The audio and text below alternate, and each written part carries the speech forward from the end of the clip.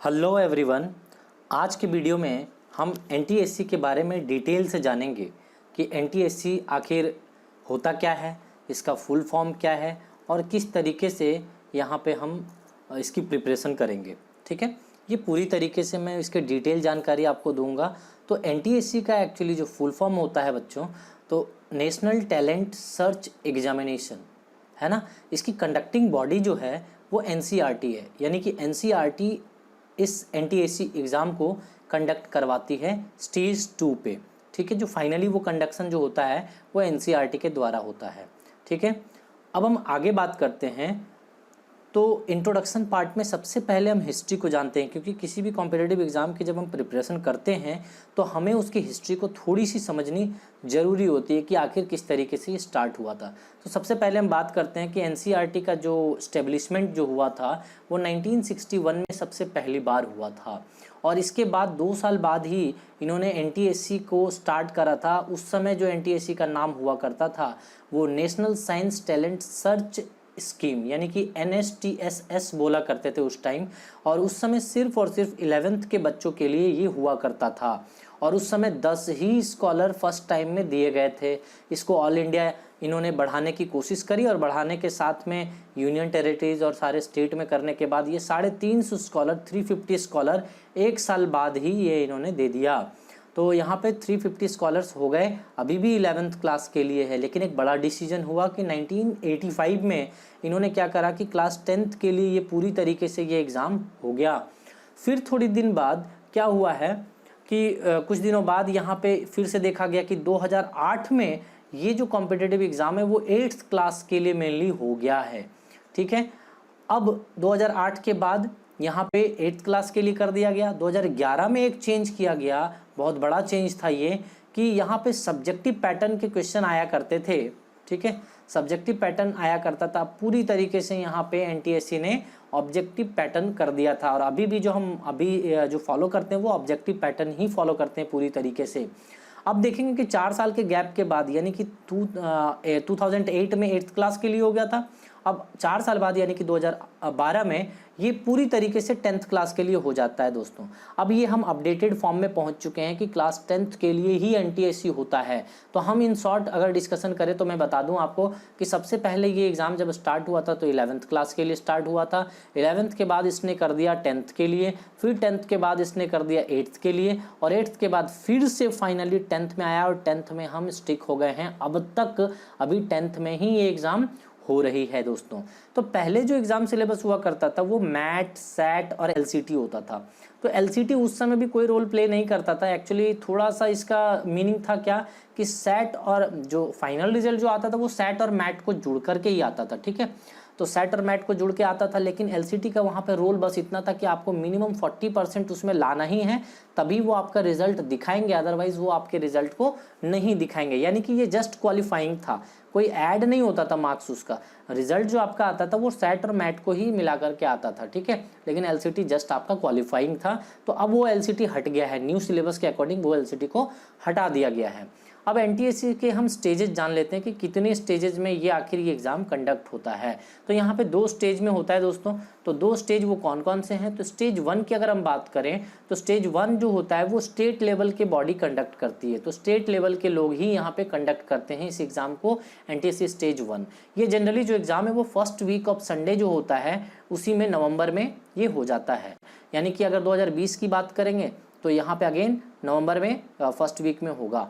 ठीक है, लेकिन अभी हम 19-20 वाला अभी तो पूरी तरीके से फाइनल हुआ नहीं है एनटीएससी, अभी तो चल ही रहा है। तो 19 का फर्स्ट स्टेज का रिजल्ट आ चुका है। सेकंड स्टेज की अगर हम बात करें तो सेकंड स्टेज अभी होना है, अभी हुआ नहीं है। तो सेकंड स्टेज फाइनल नहीं हुआ है। तो इसकी रिजल्ट जो वो डिक्लेयर कर देते हैं लगभग अप्रैल के टाइम में। तो ये वीडियो अभी अप्रैल में ही बन रहा है। तो आप सोचिए कि स्टेज 1 की रिजल्ट आ चुकी है ऑलरेडी, और state board, state union territories अपनी जो भी होता है वो रिजल्ट अपने लेवल पे पब्लिश कर देते हैं। स्टेज 2 की बात करते हैं। ये स्टेज 2 पूरी तरीके से स्टेट लेवल से फ्री हो जाता है और उसको एनसीईआरटी कंडक्ट कराता है, जैसा कि हमने पहले कहा था। तो स्टेज 2 में एनसीईआरटी पूरी तरीके से डील करेगा। तो इसकी जो स्टेज 2 की एग्ज़ाम जो होती है वो सेकेंड संडे ऑफ मई होता है। ठीक है, तो मई तो अभी आया नहीं है, तो एग्ज़ाम अभी हुआ नहीं है। तो सेकेंड स्टेज की प्रिपरेशन चल रही है बच्चों की, और ये एग्ज़ाम मई में हो जाएगा। उसी तरीके से हम बात करें कि रिजल्ट जो एनसीईआरटी डिक्लेयर करेगा वो सितंबर के मंथ में ये रिजल्ट डिक्लेयर कर देता है। अब हम आगे बात करते हैं कि एग्ज़ाम का डिटेल क्या है। तो डिटेल ऑफ एग्जामिनेशन अगर हम बात करें कि सबसे पहले आपको इस फॉर्म को भरने के लिए आप क्लास 10th में पढ़ते हुए होने चाहिए, है ना, और 60% मिनिमम मार्क्स आपके 9th क्लास में होने चाहिए। 55% की अगर हम बात करें तो ST SC फिजिकली हैंडीकैप्ड बच्चों के लिए 55% यानी कि 5% का रिलैक्सेशन यहाँ पे है, ठीक है। और यहाँ सिलेबस की अगर हम बात करें तो सिलेबस जो होता है वो एनसीईआरटी का आप ये मान के चल सकते हो कि 8+ है ना, 8+9+10, ठीक है। तो 8+9+10, 10 की अगर हम बात करें तो हम इसको दे देते हैं लगभग 70%, है ना, 70% के आसपास में इसका सिलेबस आता है। और इसके जगह पे अगर हम बात कर ले तो अराउंड 20 से 25% मान लेते हैं इसको, है ना। तो 20 से लेकर के 25% के बीच में मान लेते हैं, और यहाँ पे हम मान लेते हैं कि ये 5% के आसपास में इसकी सिलेबस होती है, ठीक है। तो इस तरीके से एनसीईआरटी का अगर आप 10th क्लास 9th क्लास का अगर आपने पढ़ रखा है तो ऐसे आप इसको क्वालिफाई कर सकते हैं। एनसीईआरटी स्टेज 1 के लिए इनफ होता है। स्टेज 2 में थोड़ा सा आपको अच्छे लेवल के प्रॉब्लम करने होते हैं क्योंकि कॉन्सेप्चुअल पार्ट से ज़्यादा क्वेश्चन आते हैं स्टेज 2 में, तो थोड़ा सा आपको एक अच्छे मतलब सब्जेक्ट नॉलेज की ज़रूरत पड़ जाती है यहाँ पे। तो इस तरीके से आप देख सकते हैं कि 2 लैंग्वेज में ये एग्ज़ाम कंडक्ट होती है और अपने अपने स्कूल से ही आप ये एग्ज़ाम भर पाएंगे, ठीक है। आप दूसरे स्कूल से भी अप्लाई कर सकते हैं, ऐसा नहीं है, लेकिन अपने स्कूल से करें ज़्यादा बेहतर होगा। हो सकता है आपके स्कूल में ये कंडक्शन ना होता हो, तो आपके केस में आप दूसरे स्कूल से आप जुगाड़ करें और फ़ी पे करके और आप एग्ज़ाम को प्रिपेयर कर सकते, मतलब उसको एग्ज़ाम दे सकते हैं, रजिस्ट्रेशन कर सकते हैं। अब आइए हम बात करते हैं इसकी पेपर पैटर्न की, कैसा पेपर पैटर्न होता है। तो हमने सबसे पहले आपको बता दिया कि पार्ट 1 में जो होगा वो मैट यानी कि मेंटल एबिलिटी, आपने देखा है कि वो मैथ्स का कैलकुलेशन टाइप से होता है। तो मैट वो मेंटल एबिलिटी एक्चुअली होता है, दिमाग को चेक करने के लिए। वो थोड़ा सा ट्रिकी टाइप के क्वेश्चन होंगे जो कि 100 क्वेश्चन रहेंगे, है ना। तो 100 क्वेश्चन 100 मार्क्स, एक मार्क्स के सारे क्वेश्चन होते हैं। तो यहाँ पे 100 मार्क्स के रहेंगे क्वेश्चन, आपको 100 क्वेश्चन 100 मार्क्स। अब स्कॉलस्टिक एप्टीट्यूड टेस्ट यानी कि सेट, है ना। तो इस सेट की बात करें तो यहाँ भी 100 क्वेश्चन होते हैं 100 मार्क्स के लिए। तो अब सेट को हम यहाँ पे टोटल 3 पार्ट में डिवाइड कर देते हैं। तो देखिए ये सेट को 3 पार्ट में डिवाइड कर दिए। तो पहले पार्ट को हमने कहा है सोशल साइंस में 40 मार्क्स, और साइंस में 40 मार्क्स, एंड मैथ्स में 20 मार्क्स। टोटल कितने हो गए 100 मार्क्स। तो ये 100 मार्क्स मैंने कहा था कि यहाँ पे 100 मार्क्स के आते हैं।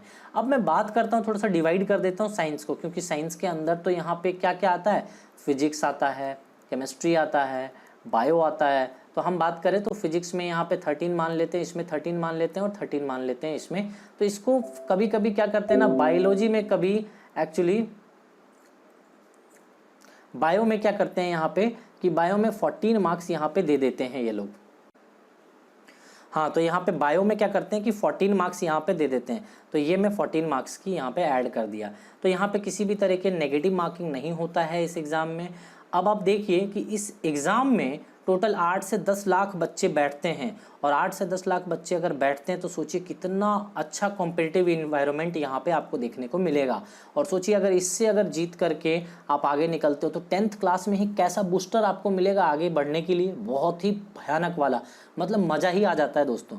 तो स्टेज 1 में एनटीएससी स्टेज 1 में हम टोटल सिलेक्शन आप देखते हैं तो 87 यानी कि 8387 का सिलेक्शन हो जाता है। एनटीएससी स्टेज 1 का एग्ज़ाम बैठते हैं 8 से 10 लाख बच्चे। उसके बाद उससे जो सिलेक्शन होता है स्टेज 2 के लिए वो 8387 बच्चों का। फिर स्टेज 2 में ये सारे बच्चे बैठते हैं तो फाइनली स्टेज 2 के लिए जो सिलेक्शन हो जाता है फाइनल स्कॉलर्स के लिए, वो टोटल 2000 स्कॉलर वो सेलेक्ट करते हैं, और यही 2000 बच्चों को स्कॉलरशिप मिल पाता है फाइनली। तो अब देखिए कि किस तरीके से पैसे मिलते हैं यहाँ पे। तो आप देखेंगे तो आप देख सकते हैं कि यहाँ पे 1250 रुपये यहाँ पे मिलते हैं इसके लिए। 1250 रुपये यहाँ पे मिल जाते हैं आपको हायर सेकेंडरी लेवल पे, है ना। और ग्रेजुएट लेवल पे आपको 2000 रुपये मिलते हैं, और पीएचडी लेवल पे एज़ पर यूजीसी नॉर्म्स आपको मिलते हैं पैसे। तो ये तो 2000 यहाँ पे हो गया ग्रेजुएट और पोस्ट ग्रेजुएट में, एंड यहाँ पे 1250 रुपीज़ हायर सेकेंडरी लेवल पे। अब हम बात करते हैं थोड़ा सा रिजर्वेशन की। तो 15% एससी के लिए रिजर्वेशन है, 7.5% फॉर एसटी के लिए और 3% फिजिकली हैंडीकैप्ड के लिए यहाँ पे रिजर्वेशन है। अब हम आगे में बात कर लेते हैं कि आखिर क्या क्या बेनिफिट हैं इसके। तो बेनिफिट किस तरीके से हम यहाँ पे देख सकते हैं कि कितना बेनिफिट है आखिर इस एग्ज़ाम को देने के लिए। तो चलिए इसको समझते हैं। तो सबसे पहली बात कि आपको नेशनल लेवल पे यहाँ पे मिल जाता है ये एक कंपटीशन, जो कि आपको मैंने दिखाया भी कि कितने बच्चे यहाँ पे बैठते हैं। तो नेशनल लेवल पे आपको ये बेंचमार्किंग मिलती है, 8 से 10 लाख बच्चे बैठते हैं। तो एक अच्छा कंपटीशन देखने को मिलता है, जो कि 10th क्लास में इतना ऊंचे लेवल पे मतलब कम्पीट करना बहुत बड़ी बात होती है, और इसमें सक्सेस होना उससे भी बड़ी बात है। तो फाइनेंशियल सपोर्ट मिल जाता है, स्कॉलरशिप अगर बच्चों के लिए 2000 बहुत होता है, ये बड़ों के लिए हो सकता है कम है, लेकिन छोटों के लिए तो ये बच्चों के लिए 2000 बहुत होता है पर मंथ, जहाँ पे अपने बेसिक नीड्स को वो पूरा कर सकते हैं। और क्वालिफिकेशन ऐड होता है इसमें, नो डाउट। यहाँ पे कभी भी किसी भी भीड़ में अगर खड़े होते हैं तो वहाँ पे जब बात होती है कि कौन किसने कितना पाया है बचपन से, तो यहाँ पे एक एनटीएससी स्कॉलर्स अगर आप बनते हो तो यहाँ पे बहुत ही एक अच्छा प्रेस्टिजियस एग्ज़ाम में आप एक स्कॉलर्स के फॉर्म में बहुत वैल्यू मिलता है इसमें। अब हम देखते हैं कुछ प्रीवियस ईयर जितने भी कट ऑफ रहे हैं। तो कट ऑफ इन जनरल आप देख सकते हैं कि 2019 के एक्सपेक्टेड कट ऑफ जो हमने बता रखा है जनरल के लिए 145 to 150 के बीच में रहेगा 200 मार्क्स में। और यहाँ पे 120 से 125 एससी के लिए और एसटी के लिए 110 से लेकर के 115 एक्सपेक्टेड कट ऑफ है, क्योंकि 2019 में स्टेज 2 की एग्ज़ाम अब तक नहीं हुई है। तो स्टेज 2 की जब एग्ज़ाम हो जाएगी तब हम देखेंगे कि एक्चुअल में कितना मार्क्स जाता है। तो ये तो एक्सपेक्टेड कट ऑफ है दोस्तों। अब हम बात करते हैं 2018 में तो 150 था, है ना। इसी तरीके से 122, इस तरीके से आप कट ऑफ एक बार आप ज़रूर देख लीजिए, ताकि आपको आइडिया मिले कि किस तरीके के क्वेश्चंस पूछे जाते हैं, कितना कट ऑफ होता है। ये मैंने जितना भी डिटेल था एनटीएससी स्टेज 1 और 2 लेकर के, वो मैंने एनटीएससी के रिगार्डिंग वो सारे कुछ हमने आपको देने की कोशिश करी है इसमें। आई होप मैंने सब कुछ यहाँ पे 100% मेंशन कर दिया है। अगर फिर भी किसी भी तरीके का क्वेरी आपको रह गया है तो आप कमेंट बॉक्स में आप बता सकते हैं हमें, और आगे चल करके फिर इसी तरीके के वीडियो लाता रहूँगा। तब तक के लिए धन्यवाद।